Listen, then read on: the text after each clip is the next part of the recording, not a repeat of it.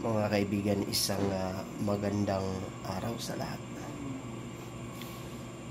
Ibindo mga kaibigan, mayroon ho tayong sipon at we have a baby here.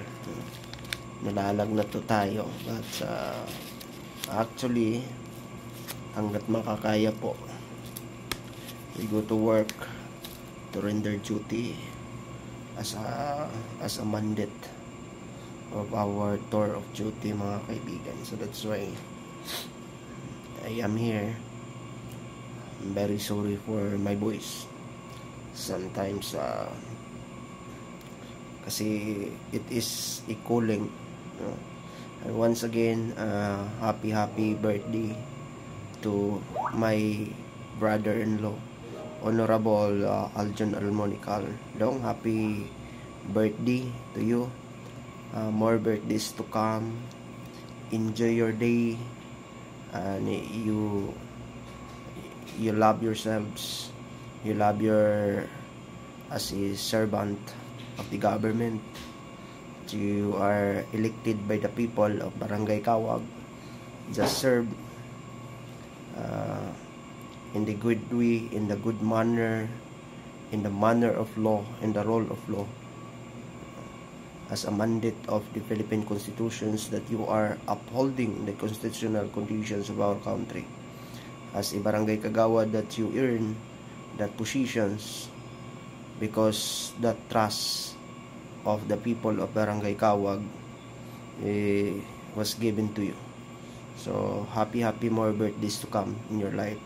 Even you are in the struggles of on the way of serving, because it's not easy. There is a lot of the dark. Once again dong, happy more birthdays to come in your life. Even wala na si mama, just do it, no? Just love to Papa George, the Dudong Gamay, and many others, no? That is nandito lang ho kami, dalawa ni Manang Nemo, just to guide all of you and to put into good way as a more be respectful servant of the people.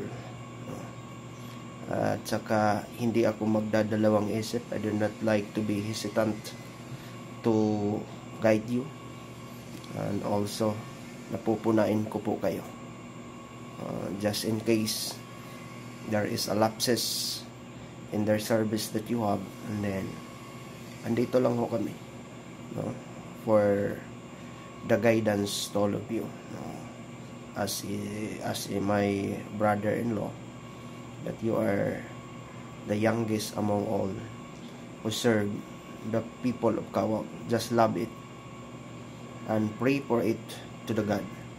Do not think for everything. Work hard. Just render duty every now and then money will follow to us. That is the most important thing in life. That is most important thing in life, that we are going to serve the people as a mandate by law, under the role of law. Hindi po tayo magsiservisyo sa tao, sa isang tao lamang mo. Tayo po ay magsiservisyo sa bayan, for the benefits of Filipino people, for the benefits of law, for the benefits of the nations, and also to upholding our constitutions. No matter what happen, just in case if there is a lot of people who are in the darkness doing, and then just leave it. Huwag kang sasama sa kanila. I know in the politics, you are in the politics, but try to understand life, faith, and service. Hindi po yun magkakasama sila. Just obey God for your life.